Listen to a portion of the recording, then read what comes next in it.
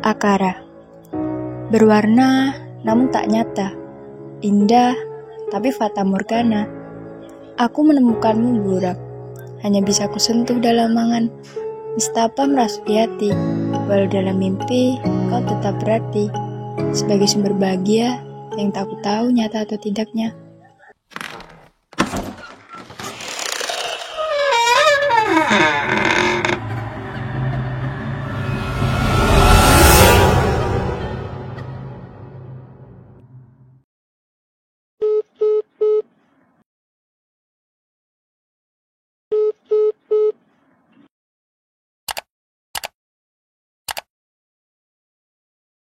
Gengs, buat para pencinta giveaway, pencinta gratisan, yuk merapat, 56, yuk. Kakak-kakak yang di pojok agak geseran biar bisa pada ikutan. Karena gue abis merayu Mira lagi nih, buat ngasih 15 produk dari Essential Sleep Mask-nya mereka. Abisnya produk ini bandit bener ya gengs. Kulit tuh jadi kayak langsung kelok, lembabnya tuh langsung gitu waktu kita tidur. Jadi misalkan kalau abis kalian pakai skincare nih, ya segala mau apa tuh, pakai toner, pakai serum, pakai essence, pakai night cream, terus ditimpa sama ini nih, paginya langsung moist dan kenyal banget kulit. Dimana ini tuh mengandung ceramide, chestnut extract, shea butter, bakucol, dan cucumber seed extract, geng. Kecil-kecil ini cabai rawit, sumpah deh. Makanya gue pengen kalian nyobain juga. Langsung aja, lihat di Instagram gue. Pada ikut-ikutan baik lah. Ya, iseng-iseng berhadiah orang nggak bayar, ikutan aja udah. Kan, aku cinta gratisan. Dan misalkan juga nih kalau kalian tertarik menjadi distributornya Mirel, kebetulan Mirel tuh emang lagi buka distributor di setiap kota, tapi kesempatan kuotanya terbatas. Jadi langsung aja DM ke Instagram mereka juga, yang semuanya bisa kalian cek di deskripsi di bawah. Hai geng, selamat datang lagi di Teman Cerita. Yang mana cerita kali ini cukup berbeda. Karena di sini kisah horornya itu lebih kepada bukan kayak teror-teroran, kaget-kagetan, enggak gengs. Melainkan kisah horor apa ya yang mengharu biru macam-macam anak senja begitu. Jadi di sini ada teman kita yang bernama Nala, di mana dia mau menceritakan sebuah kisah persahabatannya dengan seorang laki-laki. Yang mana sebenarnya banyak orang yang bilang nih, kalau cewek sama cowok itu mah nggak mungkin sahabatan. Soalnya katanya pasti nanti salah satunya ada yang baper tuh. Entah itu dari si cowoknya atau ceweknya. Nah, kalau menurut kalian ini tim yang mana? Apakah kalian setuju dengan statement kayak tadi tuh? Kalau cewek dan cowok tuh nggak bisa sahabatan? Atau malah kalian berpendapat, ah nggak juga, gua punya kok sahabat cowok, atau gua punya kok sahabat cewek, sampai sekarang masih temenan aja kayak ada yang baper-baperan? Komen di bawah ya. Ya karena biasanya nih yang udah yang sering gua denger sampai nih kegendang telinga kita, biasanya kalau ada sahabatan cewek dan cowok terus baper-baperan berujung kagak jadian, alasannya nggak jauh-jauh. Palingan apa nih? Latar belakang mereka berdua berbeda, strata sosialnya nggak sama, atau mereka ini juga beda agama, sampai beda dunia. Nah lo tuh, kalau udah yang terakhir itu mah susah ya. Kayak ceritanya si Nala nih, geng. Jadi Nala ini dari kecil, itu memang tipe yang udah masuk ke dalam kategori indigo tulen. Yang tahapannya juga udah bisa komunikasi sama mereka-mereka ini yang tidak terlihat. Kata orang tua Nala nih, dari umur 2 tahun, Nala itu sudah lancar bicaranya. Dan pas dilihat sama ortunya, memang Nala ini kelihatannya kayak suka ngomong sendiri. Yang padahal menurut Nala, dia nggak ngomong sendiri kok. Tapi dia nih ngomong sama makhluk-makhluk yang memang ngajakin dia ngobrol, jadinya dia ladenin. Berarti selain bakat indigo, ternyata si Nala dari kecil udah bakat ngerumpi. Akrab banget ngomongin apa tuh mas setan tuh. Sampai suatu hari ada satu dan lain hal lah yang menyebabkannya ada permasalahan keluarga di mana orang tuanya dia bercerai. Sewaktu Nala ini berumur 4 tahun. Nah, pada saat itu, Nala ini tuh akhirnya dititipin untuk tinggal dan sekolah di rumah neneknya yang berada di Solo, Jawa Timur. Karena memang kondisi dari kedua orang tuanya Nala ini nggak usah diceritain lah ya. Masalah rumah tangga orang. Ya pokoknya Nala dititipin tuh abis orang tuanya bercerai. Dan waktu di rumah nenek, ayahnya Nala ini sempat berpesan, "Nala, kamu harus jadi anak baik ya. Nala di sini jagain nenek. Terus kalau Nala lihat makhluk-makhluk aneh, cuekin aja, nggak usah diajak ngobrol." Dan saat itu Nala cuman ngangguk-ngangguk aja, gengs. Namanya juga masih kecil ya. Dan selama tinggal di sana, bener aja. Nala emang beberapa kali sering banget tuh lihat makhluk-makhluk ya macam apa? Pocong, kuntilanak, genderuwo, sama makhluk-makhluk lain yang memang susah dideskripsikan. Karena bentukannya apa ya, absurd gitu. Jadi semacam entitas-entitas yang wujudnya juga nggak genah gitu lah. Dan karena tadi dia udah ngangguk tuh sama nasihat ayahnya, jadinya udah, Nala selalu nyuekin mereka. Semenjak itu, Nala terus menjalani kehidupannya sehari-hari nih. Ya sekolah, makan, main, sekolah, makan, main. Sampai pas umurnya Nala sekitar 7 tahun, waktu dia udah mulai masuk SD lah ya. Tahu-tahu ada nih satu makhluk berwujud anak cowok yang kira-kira ya anak SMP gitulah pantarannya. Ngintipin si Nala dari balik pohon jati yang ada di halaman belakang rumah nenek. Dalam hatinya si Nala gitu kan, ngeliat kan sebenarnya. Wah,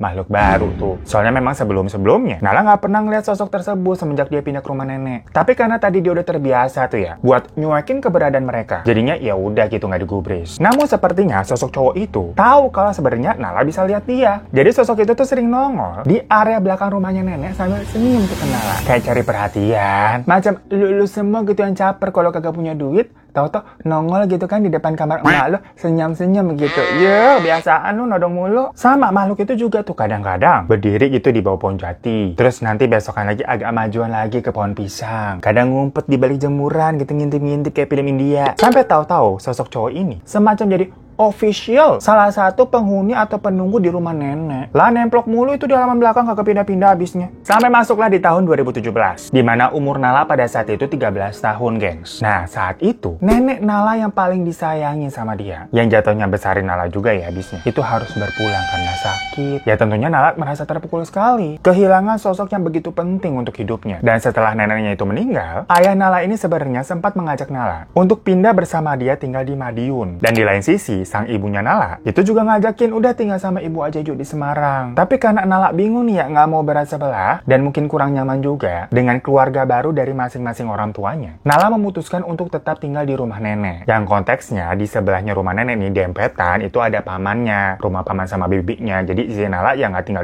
sendiri banget juga, masih bisa dalam pengawasan paman dan bibinya, walaupun memang jatuhnya Nala tinggal di rumah sendirian nih di dalam rumahnya nenek. Ya udah, hari-hari berlalu dan Nala mulai terbiasa dengan kesendirian.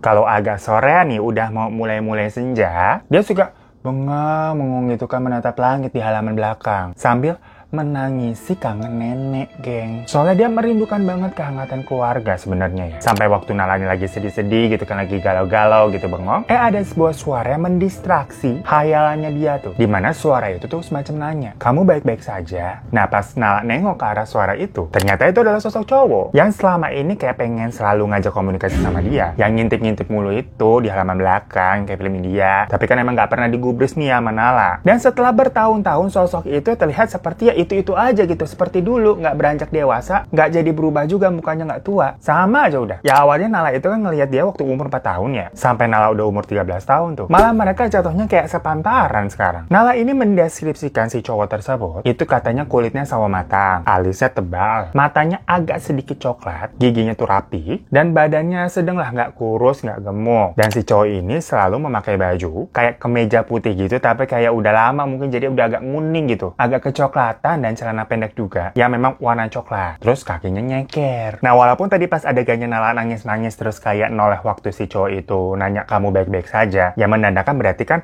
Nala ini nggak sengaja mendeklarasikan kalau dia dengar. Cuman di situ Nala tetap diem aja dan kayak langsung cepet-cepet ngapus air matanya sambil buru-buru tuh mau masuk ke rumah. Tapi si cowok ini tuh bilang, aku tahu kamu bisa melihat dan mendengarku. Jika kamu ingin bercerita, aku siap mendengarkannya. Bahkan jika ceritamu panjang sampai esok hari, aku akan tetap menemanimu di sini sambil mendengarkan ceritamu. Ya mungkin pada saat itu kondisinya Nala nih, itu memang lagi ngerasa kesepian kali ya. Dia nggak punya siapa-siapa nih habisnya. Dan Nala tiba-tiba punya pemikiran, kalau misalkan dia curhat sama manusia nih, takutnya kan namanya manusia ember ya, suka lemes gitu mulutnya, nggak bisa nyimpen rahasia. Tahu-tahu udah nyebar gitu kemana-mana kayak si Hiro Tada tuh, rumpi banget gitu mulutnya. Nah misalkan kalau curhatnya sama hantu, ya paling banter misalkan kalau hantu lemes, nyebarnya ke siapa sih? Ke sesama hantu juga kan? Ya kalau itu mah bodo amat, istilahnya nggak bakal sampai kesebar, nggak sampai ke gendang telinga siapa tuh, Pak RT, Bu Guru, tetangga sebelah, nggak bakal sampai. Akhirnya Nala mencoba untuk berkomunikasi dengan sosok itu. Siapa nama kamu? Tidak tahu, aku lupa. Mendengar hal itu, Nala ini jadi kayak semacam iba, gengs. Karena memang beberapa roh itu terkadang suka melupakan memori-memori kehidupannya sewaktu dia lagi berada di dunia. Yang salah satunya adalah namanya sendiri. Akhirnya mulai deh tuh Nala mulai cerita sedikit demi sedikit tentang apa yang menjadi kegelisahannya pada saat itu. Yang sebenarnya semuanya lebih ke perasaan dilema, perkara kangen nih sama sosok ayah dan sosok ibu yang selama ini istilahnya udah hilang dari hidupnya. Ya kondisi orang tuanya sudah pisah dan mereka punya keluarga masing-masing. Dimana itu membuat membuat Nala bingung. Di satu sisi dia ingin kembali merasakan tinggal bersama orang tua. Tapi di satu sisi lain dia juga bingung mau pilih dengan ayah atau dengan ibu. Tapi mau dengan ayah ataupun ibu dia juga akan merasa asing dengan keluarga baru dari ayah dan ibunya. Jadi perasaannya kompleks dah.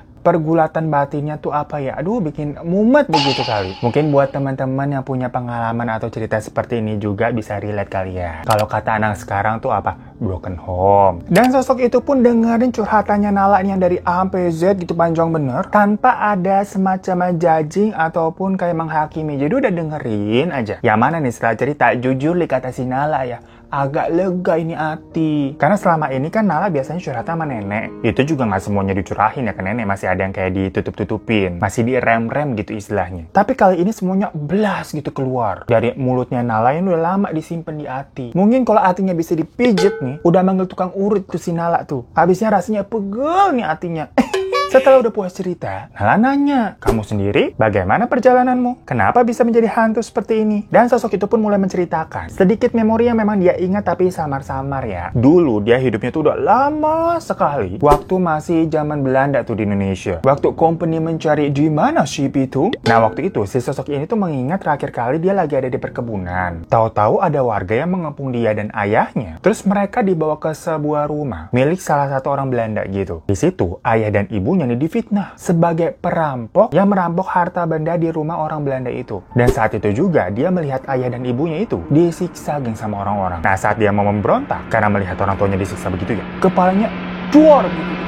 Abis itu udah nggak inget apa-apa lagi. Nah lalu sosok itu bilang kayak gini, kamu mau melihat rupa asliku? ya sebenarnya dari kecil si Nala nih itu udah sering kan tadi udah dibilang yang namanya ngelihat sosok-sosok aneh-aneh gitu wujudnya emang udah biasa lah. Dia indigo tulen mau dari yang cantik, yang serem, yang absurd, semuanya udah pernah dilihat kok. Jadi pada saat itu Nala merasa cukup berani untuk melihat sosok asli dari wujud tersebut. Dan dalam sepersekian detik nih, sosok wajah cowok itu tuh mengalir darah yang sangat banyak, dimana itu berasal dari keningnya yang bolong, gengs. Ya Nala ngeliat begitu kayak diam beberapa detik, semacam kaget juga ternyata nih dengan penampakan asli sosok itu. Agak kayak nggak ketebak, nggak nyangka, ternyata serem juga. Tapi karena Nala tahu sepertinya sosok ini tidak jahat, walaupun memang cukup seram penampakannya, ya kepalanya bolong gimana kagak serem. Nala terus bilang, kamu pasti merasakan sakit yang luar biasa ya. Aku turut sedih ya mendengarnya. Nah sejak saat itu Nala mulai lebih open lagi nih, berbicara dengan sosok tersebut yang jadinya menemani Nala terus tuh yang tinggal sendirian di rumah nenek. Suatu hari Nala lagi baca buku, dia kayak ketemu ada sebuah nama bertulisan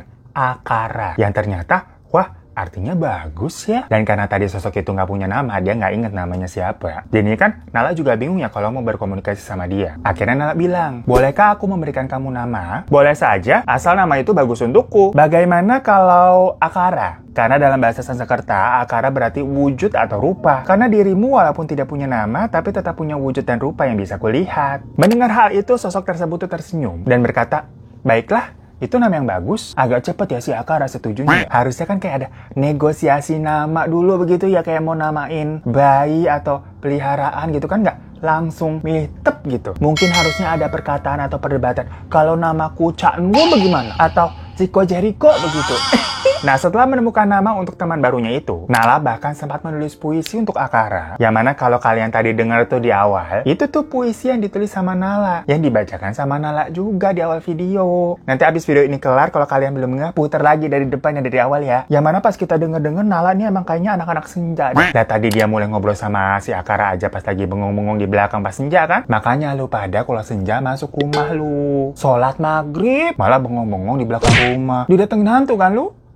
Ya pokoknya kalian jangan nyuruh gue bacain puisinya ya, biar Nala aja itu suaranya udah bener. Takutnya kalau gue yang baca gitu, mulut gue kan susah buat diajak romantis. Makanya pas gue baca emailnya, ada puisinya, gue minta tolong ke Nala, lu bacain sendiri dah. Habis kalau gue yang bacain, yang ada nanti langsung ambiar gitu, kagak ada bagus-bagusnya.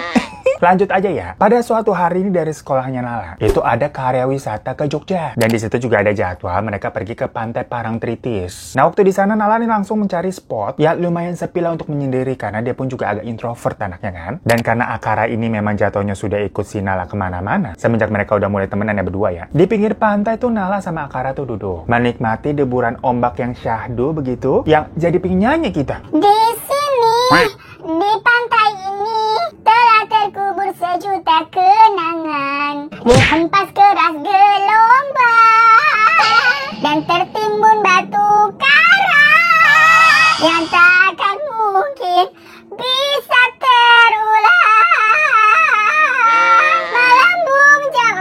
Kagak selesai ntar ceritanya nyanyi mulu. Fokus yuk, fokus. Karena di sini nih ada percakapan ala Akara yang cukup serius, gengs. Jadi kita nih bacanya juga harus penuh adegan mengharu biru. Kita coba ya. Indah sekali ciptaanmu Tuhan. Bahkan selain senja, aku juga senang ketika memandang dan mendengar deburan ombak. Rasanya benar-benar menenangkan. Mulai sekarang aku juga suka ombak. Benarkah? Apakah karena ombak juga menenangkanmu? Tidak juga, karena aku suka semua yang kamu suka aja. Kalau begitu, aku juga akan suka semua yang kamu suka deh. Kamu suka apa? Kamu. Percakapan tadi menjadi sebuah momen yang cukup membekas di hidupnya Nala ya. Entah karena suasananya, atau karena seolah-olah di situ Akara semacam menyatakan cinta. Tapi selain momen itu, ada momen lainnya yang akhirnya membuat hidupnya Nala ini juga berubah. Suatu hari malam-malam, seperti biasa Nala mengobrol dengan Akara di halaman belakang rumah. Kala itu cuacanya ini habis hujan seharian, jadi langit gelap aja gitu, kagak ada bintang. Tapi tiba-tiba Akara bilang, "Lihat, ada satu bintang tuh di langit. Tapi kenapa hanya ada satu bintang itu saja yang terlihat? Yang lainnya kemana?" Konon katanya sih bintang itu adalah manusia yang telah tiada dan ingin melihat kerabat yang masih tinggal di dunia. Bisa dia ingin melihat anaknya, saudaranya, atau orang tuanya hanya untuk memastikan mereka baik-baik saja. Benarkah begitu? Lalu bintang itu ingin melihat dan berbicara dengan siapa? Ya nggak tahu. Yang jelas, dia sedang memperhatikan orang yang ditinggalkannya di dunia ini. Kalau begitu, jika nanti aku tidak ada di dunia ini lagi, aku masih bisa melihatmu melalui bintang seperti itu ya Nala? Memangnya kamu mau pergi kemana? Apakah urusan duniamu sudah selesai? Tak tahulah, kamu suka malam, Nala? Ya, aku menyukai malam, menyukai bulan, bintang, bahkan langit gelap ini aku suka. Aku nggak ditanya nih, aku nggak ditanya. Kalau aku suka, keripikku suka. Iya, tanyain aku juga dong, aku suka apa gitu. Nala, Akara, jangan dinyamukin gue, jangan nyamukin. Baiklah, sama. Aku juga suka malam, karena menurutku hanya malam yang bisa dengan sabar mendengarkan tangisanmu ketika ada masalah datang. Aku lupa. Tapi pastinya kamu lebih suka senja kan daripada malam? Dulu aku lebih sering melihatmu bersedih menatap langit ketika senja tiba. Dan saat malam, biasanya kamu sudah masuk ke dalam rumah. Ya iya, kalau disuruh memilih, aku memang lebih suka melihat warna langit senja daripada melihat langit dengan bintang-bintang yang terlalu bersinar indah untuk kesedihanku. Kamu juga sama indahnya, Nala. Jadi jangan selalu bersedih. Banyak orang-orang yang peduli padamu. Beberapa hari setelahnya, ibunya Nala ini datang menjenguk bersama suami barunya juga. Atau jatuhnya ayah tirinya Nala ya, namanya Om Dion. Terakhir kali Nala ini bertemu dengan Om Dion, itu udah lama banget waktu Nala masih kecil. Waktu zaman-zaman ibunya emang baru menikah lagi. Ya sama ibunya sendiri pun yang sesekali juga jengukin dia ya sendirian. Itu hitungannya juga udah lama juga sih. Pokoknya si ibu sama Om Dion itu menginap ya. Dan di situ sikapnya Akara ini agak aneh. Dia kayak semacam takut melihat Om Dion dan gak mau masuk rumah jadinya. Sampai-sampai Nala nanya, "Kamu kenapa?" gitu. Tapi Akara diem aja dan kayak malah pergi. Gak tahu pergi kemana. Sampai suatu paginya, Om Dion ini langsung kayak ngajak ngobrol si Nala. Yang sebenarnya Nala juga merasa agak awkward ya. "Nala, maaf nih, Om tuh diceritain sama ibu kamu. Katanya dari kecil kamu bisa melihat sosok-sosok yang nggak bisa dilihat manusia ya?" "Iya, dari kecil Nala selalu cuekin mereka, tapi kok Om, sesuai perintah ayah dulu juga katanya nggak usah diajak ngobrol." "Oh begitu." "Enggak, masalahnya kamu sepertinya terlalu dekat dengan sosok makhluk halus, jin dan sebagainya ya. Nala, mereka itu bisa memberikan aura gelap ke kehidupan kamu loh." "Maaf Om, maksudnya apa ya?" "Om lagi ngomongin jin yang udah kamu kasih nama itu. Tanpa sepengetahuan kamu itu sudah terikat sama dia. Dan itu berdampak buruk buat kehidupanmu lah. Kamu akan susah untuk punya teman dan pasangan juga nantinya." "Maaf, Om tahu dari mana aku dekat dengan sosok itu?" "Om ini juga sama sepertimu, Nala.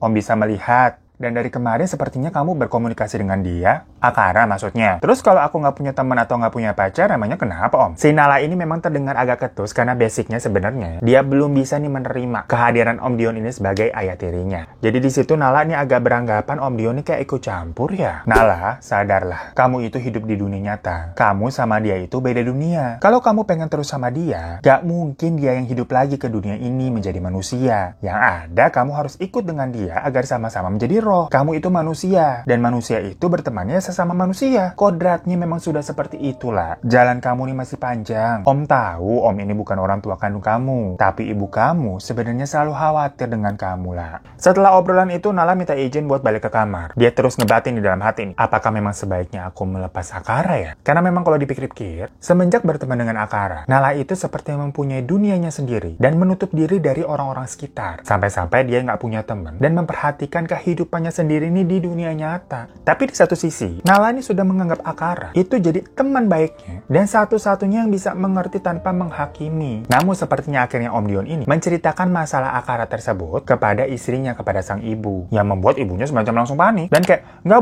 boleh kamu seperti ini Nala. Karena sang ibu khawatir ya anaknya udah tinggal sendiri, temenannya sama Jin. Sampai-sampai sang ibunya ini marah tuh ke paman yang tinggal di sebelah rumah nenek, kayak kenapa nggak ngawasin Nala, kenapa nggak bilang ke saya. Tapi pamannya itu mengaku dia nggak tahu apa-apa. Nggak pakai lama, si Nala ini akhirnya langsung diseret, dibawa ke pondok pesantren di daerah Ngawi. Di situ sebenarnya posisinya Nala antara siap dan nggak siap ya, karena itu semuanya serba mendadak. Ya sebelum dia bisa memutuskan sendiri, sebenarnya mau melepaskan Akara atau tidak, semuanya tuh lebih kayak paksaan dari sang ibu yang langsung bawa dia tuh ke pondok pesantren. Akhirnya ya udah si Nala itu mondok tuh melanjutkan sekolahnya dan melakukan beberapa ruqyah tuh di situ. Dan semenjak itu pula dia sudah tidak melihat Akara lagi ya. Karena kan tadi semenjak Om Dion nongol, Akara itu kayak pergi yang nggak datang-datang lagi. Ditambah Nalanya emang juga pindah ke pondok dan melakukan ruqyah beberapa kali. Ya udah, Nala bener-bener nggak pernah ngelihat Akara sama sekali. Perlahan Nala ini berusaha mulai ikhlas untuk melepas kepergiannya Akara dan mulai mencari teman yang sebenarnya, yaitu sesama manusia. Untungnya orang-orang di pondok itu katanya pada baik-baik semua, yang membuat Nala ini tidak merasa kesepian lagi. Meskipun Nala tidak menyangkal kalau terkadang dia kangen untuk mengobrol dengan Akara. Tapi salah satu gurunya pernah bilang kayak gini, lebih baik dia ada tapi jauh dan tidak mengganggu kehidupanmu daripada dia ada, berguna,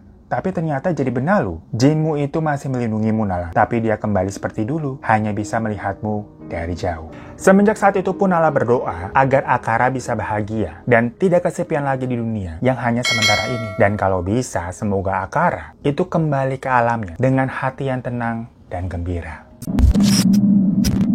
So itu tadi teman cerita kali ini yang sengaja Nala sharing untuk menjadi semacam tribute to Akara. Bagaimanapun juga Nala ini berterima kasih karena pernah mengenal dan menjadikan Akara sebagai tempat mencurahkan isi hatinya. Walaupun ternyata mereka ini tidak boleh bersama, meskipun hanya sekedar berteman saja.